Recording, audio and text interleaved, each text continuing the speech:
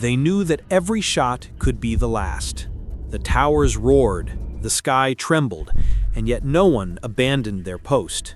The anti-aircraft gun was a machine of steel, but it demanded men of flesh and blood to feed it. And it was that combination, mechanical precision and human fragility, that turned the gunners of the German defense into living targets in a war fought in all directions. Stay with me until the end and discover why the duty to protect the skies ended up condemning 80% of these crews to death. In the years when the world plunged into chaos, German cities became concrete fortresses pointed upward. With every bombing raid, the roar of the cannons mixed with the distant sound of sirens. For many, those men in the anti-aircraft batteries were the last line between life and destruction. For others, they were just replaceable pieces in a machine that burned people and steel with the same indifference. What few understood was the human cost behind the sound of defense. Every gunner knew what they faced. Under the lights of tracer fire, they operated machines that demanded millimeter precision, cold calculation, and almost superhuman reflexes. But nothing could protect them when enemy formations discovered their positions. The bombers that came from afar brought not only explosives, but the sealed fate of anyone who dared to aim at the sky. The anti-aircraft crews didn't die from failures of courage, they died because the enemy had learned to hunt those who hunted them. And yet, the command insisted. Every artillery piece was essential. Every firing station needed to hold out until the last man. Propaganda spoke of heroism, but in the fields and ruined cities, reality was different. Defense became strategic suicide. Official reports would record efficiency in numbers. The survivors would remember only the smell of scorched iron and the silence after the impact. Because before the sky cleared, the gunners already knew. The dawn would bring no rest, only more targets. But what led Germany to rely so heavily on these batteries? How did a system created to protect end up devouring its own operators? In the next block, we'll descend to the beginning of that machine, the genesis of the cannons that changed the war and the fate of those who operated them. Before the name flak became synonymous with fear, there was only an idea: to create an invisible shield between the sky and the earth. The 1930s had barely begun, and Germany, still shackled by the Treaty of Versailles, found fertile ground in the shadows for the rebirth of its war machine. Secret workshops, front companies, and contracts disguised as civilian research, everything converged on the same purpose: to rebuild the power the world had tried to silence. While the rest of Europe believed in peace, Berlin invested in altitude, speed, and precision. The future of battles would not be decided in trenches, but in the air. The first studies emerged as a response to the new threat: bombers capable of flying higher than any known projectile. Conventional weapons were useless. The enemy was literally out of reach. It was then that a group of engineers conceived something that surpassed imagination: a cannon that could hit planes kilometers away with the accuracy of a clock. Thus was born the embryo of what would become the legendary 88mm anti-aircraft gun, a weapon that would change the war forever and the fate of those who served it. At first, it was just a technical promise, a steel tube with the potential to pierce the sky. But in no time, it became the axis of an entire doctrine. The army saw it as a tool of deterrence, the Luftwaffe as a wall against Allied bombers. The problem was that every wall required men, dozens of them, to operate, calculate, load, and fire. And as the conflict advanced, Germany multiplied these batteries until it turned its territory into a chessboard of fire and smoke. There was a belief that with enough of them, they could contain the enemy air offensive. What no one said was the cost of that belief. Every new cannon meant 10 more lives tied to the same sentence. When the skies filled with enemy planes, combat ceased to be defense. It became a timed massacre. And as technology evolved, the fate of the gunners was sealed. They didn't know it, but they were about to face a type of war that no fortification could win. A war of mathematical precision where a second's error meant the death of an entire crew. But who were the men who made this machine of destruction possible? Who designed the cannon that would become the most feared and lethal of the Second World War? In the next block, we'll meet the silent protagonist of this story, the engineer who turned steel into a sky predator. He didn't seek glory, he sought efficiency. In the industrial heart of Germany, an engineer named Heinrich Lutz dedicated every hour of the day to a single goal, transforming a concept into a weapon that defied the laws of physics. He wasn't a soldier or a politician. He was the man who believed precision was power. Lutz and his team worked under the mask of a civilian project, a long-range artillery research. But behind locked doors, the metallic sound of tools and the heat of forges revealed another truth. They were creating the eye that would watch the sky. Germany needed something new, something that could bring down the fear coming from the clouds. It was under this pressure that Lutz developed the first prototype of the 88mm cannon, an instrument of engineering that combined speed, rotation, and stability like no weapon before it. To many, he was just an obsessed technician. To the high command, he was the man who could give the Luftwaffe the shield that Hitler demanded. However, what Lutz didn't foresee was that his creation wouldn't stay restricted to the skies. It would turn against tanks, bunkers, and ultimately the very fate of the men who operated it. The initial tests revealed the weapon's potential. The projectile cut through the air like an invisible blade, reaching previously untouchable altitudes. The command was thrilled, industry accelerated, and suddenly the secret project became the heart of a new era of warfare. Hundreds of factories adapted, thousands of workers began shaping the steel that Lutz had designed.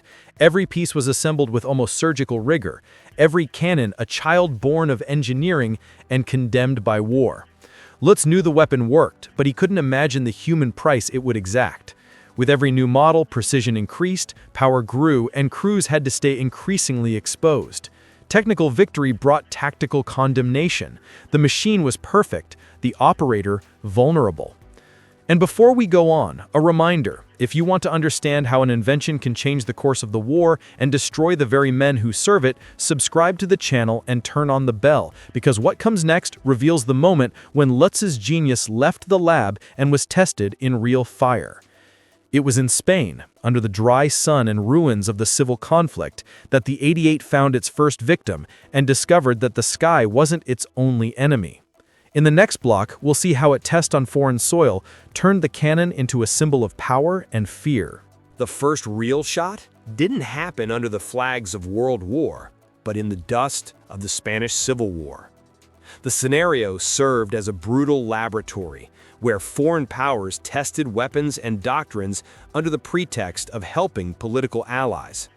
For Lutz and the German High Command, it was the perfect chance to prove what the 88 could really do.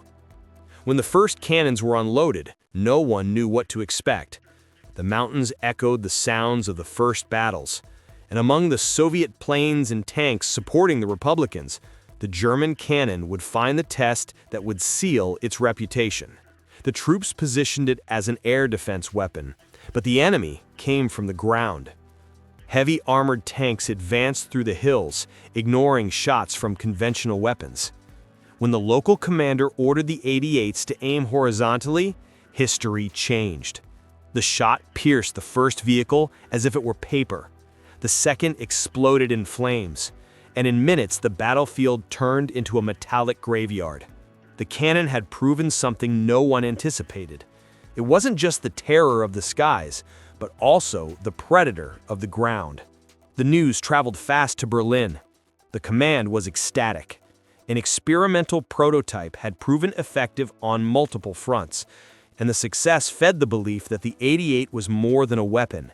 It was a symbol of the German military rebirth.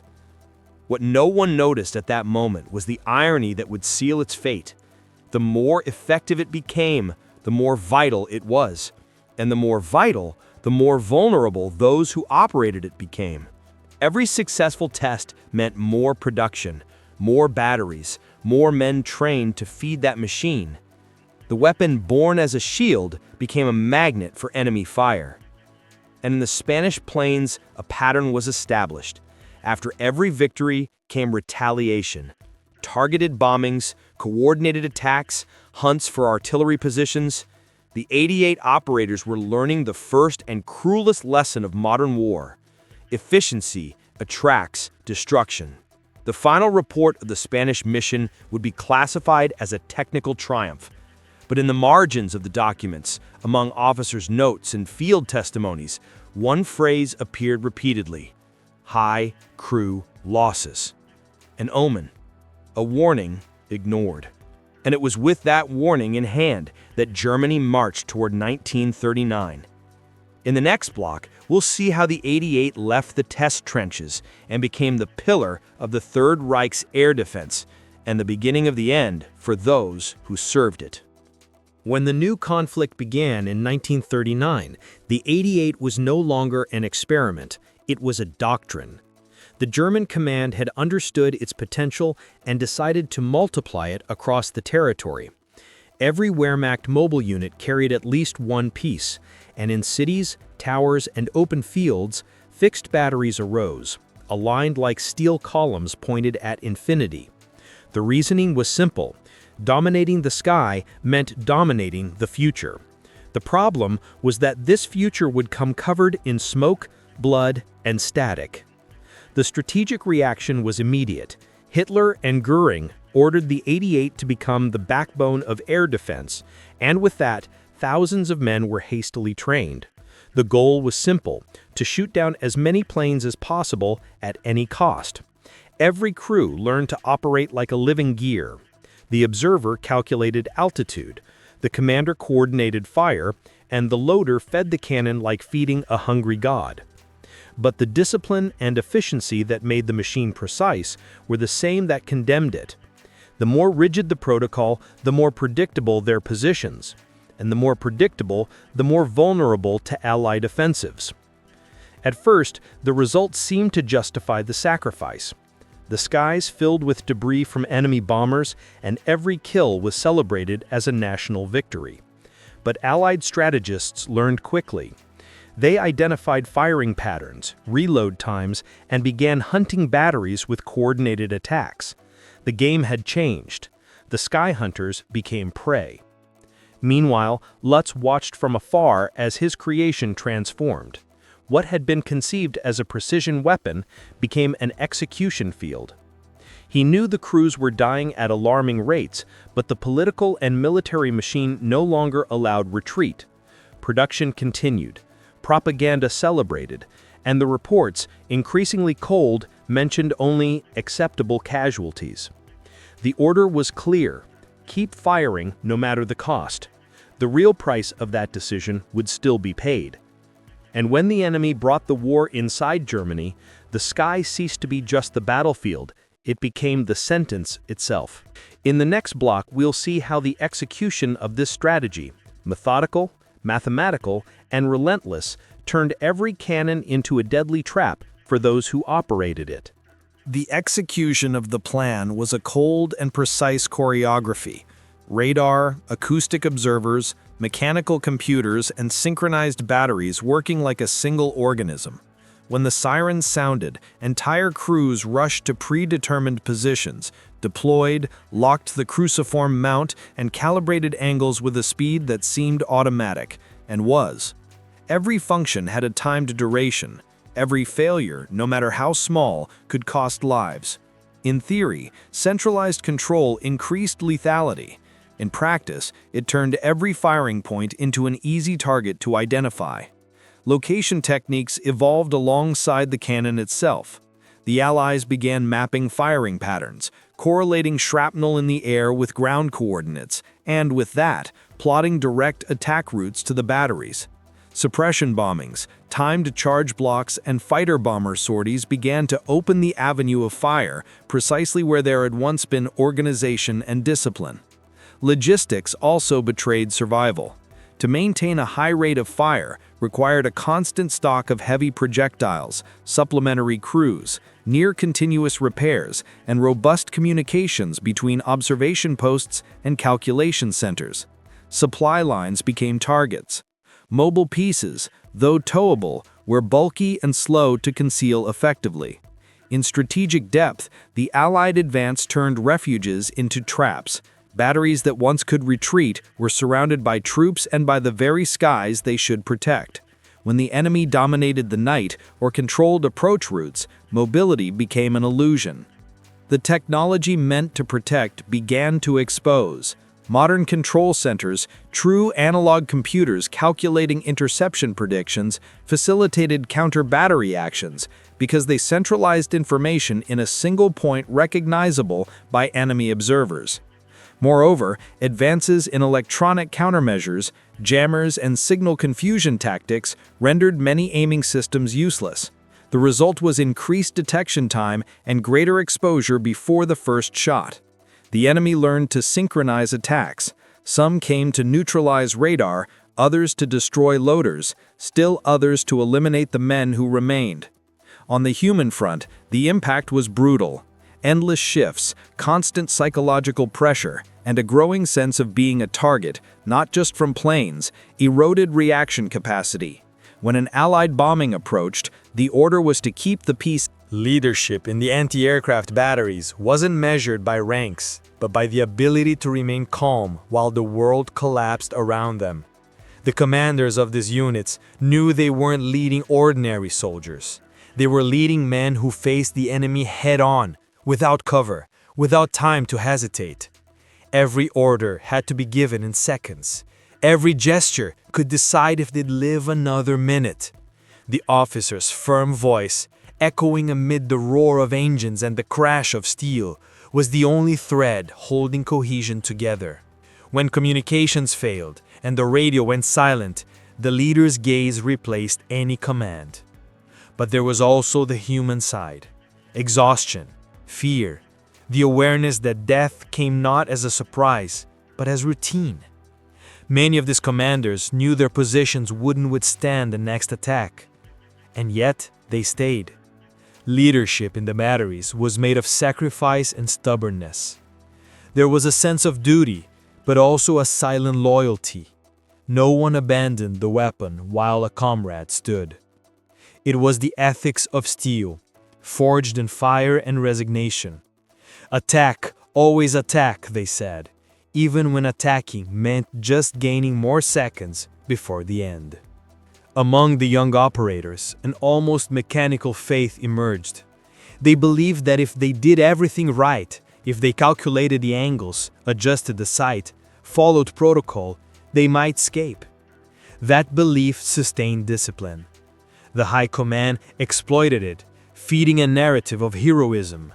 Propaganda showed the gunners as guardians of the Reich, those who faced the sky with unshakable courage. But in the concrete trenches, where the wind carried the smell of gunpowder and scorched bones, heroism had another name: survival. And yet, even amid despair, there were gestures of humanity. An operator sharing water with a wounded comrade, a commander ordering civilians evacuated before reloading, a technician risking his life to repair the radar under enemy fire.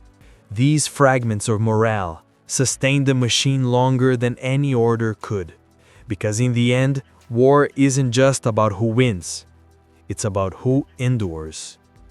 And you, following this story, subscribe to the channel and turn on notifications, because in the next block, we'll cross the line separating resistance from tragedy. We'll see how the turning point of the war transformed the gunners from defenders into victims, and how the very sky began to hunt those who protected it. The year 1943 marked the turning point. The sky, which once seemed divided between hunters and prey, now belonged to the Allies.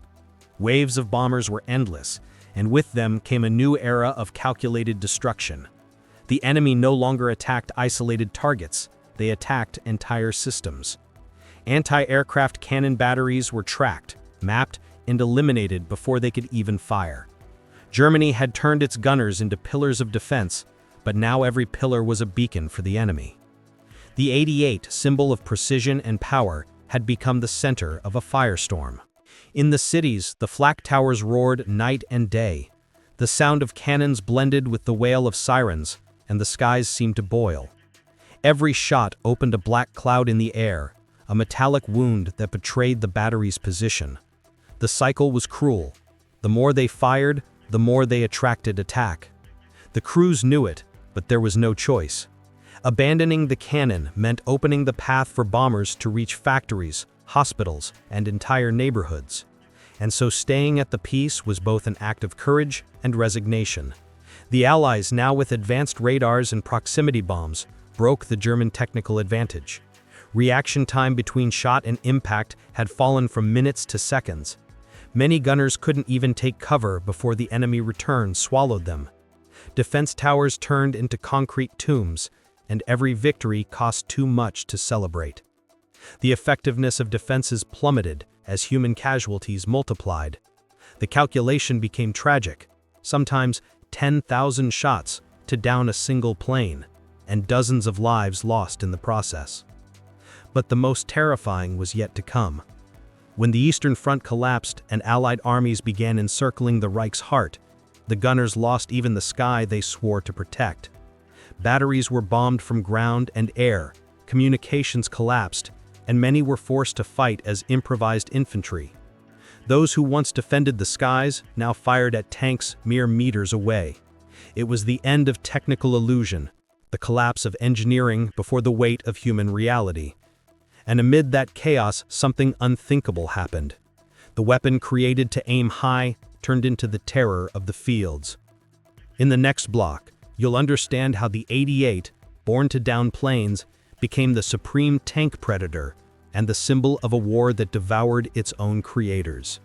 When the fronts began to crumble, the 88 was forced to look down. What had once been a defensive piece became the last offensive hope of a collapsing army. The orders were direct: use everything left. And what was left was the century's deadliest cannon. Engineers adapted it for new roles. Mounted on heavy tanks like the Tiger I, it became the backbone of ground resistance. In the deserts of North Africa, the Soviet steppes, the ruins of France, the 88 proved what had been sensed in Spain. It could destroy anything in its field of vision. With every shot, an Allied tank vanished. But with every battle won, a new wave of enemy fire turned against the operators. It was cruel mathematics. The power to kill brought the certainty of death. Elite units operating the 88 were feared and hunted with equal intensity. Snipers, fighters, and bombers received precise coordinates to eliminate any position sheltering the weapon. Survival chances dropped drastically. On some fronts, 8 out of 10 gunners were killed before their second engagement. Industrial war swallowed men faster than steel could be replaced. And yet the batteries kept firing, fueled by recruits too young and veterans too exhausted. Ranks filled with civilians, women, and teenagers taking on roles in communication, observation, and calculation. The once proud Luftwaffe now relied on the desperate courage of those with no choice left. Even facing imminent defeat, Germany raised its last fortresses, the flak towers, vertical concrete giants built to protect cities. They were monsters with 3-meter-thick walls, capable of withstanding direct bombings. There, thousands of civilians sheltered, while gunners fired from upper platforms. It was the final marriage between refuge and battlefield. The skies burned red, the ground shook, and the echo of shots mixed with prayers. When the Allies entered Berlin, these towers still resisted, isolated, wrapped in smoke and silence. And it was then that the symbol of German superiority became the epitaph of its own defense. The 88 survived as a weapon, but not as a purpose. The price paid for its efficiency was etched not in numbers, but in nameless crosses scattered across fields and cities. In the next block, we'll see how this machine, born of engineering and fueled by sacrifice, closed the cycle that began with its creation, the moment when the war's most feared cannon fell silent forever. The end came without warning. The last 88 batteries fired until the barrel heated and the steel warped. When silence arrived, there was no speech, just smoke. The cities lay in ruins. The skies, once the gunner's domain, belonged to the enemy again. Of the more than 20,000 cannons produced, few remained intact. Of the men who operated them, only 1 in 5 survived. The number seemed impossible, but it was real. The weapon meant to protect consumed its own guardians. The 88 was living proof that technology, no matter how advanced, cannot overcome the human cost it carries. In the years that followed, many survivors never spoke of what they lived through. Others were incorporated into new armies, teaching techniques born from ashes. The cannon became a subject of study, inspiration for engineers, a symbol of efficiency and ruin at once. In museums and memorials, it still stands there, clean, polished, motionless. But behind the metal are ghosts. Every bolt was tightened by hands that knew they wouldn't see the war's end. Every shot echoed voices that time tried to erase. The 88, in the end, represented the paradox of modern war. The more precise the weapon, the more fragile the man controlling it. The obsession with efficiency turned gunners into statistics and cities into laboratories of destruction. And the phrase circulating among the troops, "No one survives 3 bombings," became prophecy. Those who remained knew they fought not for victory, but for delay, for time, for seconds that cost entire lives. Today, when someone gazes at an 88 exposed to the sun, gleaming and silent, it's hard to imagine that machine was fueled by fear, sweat, and obedience. It is the mirror of an era when man's power over the machine turned into the opposite.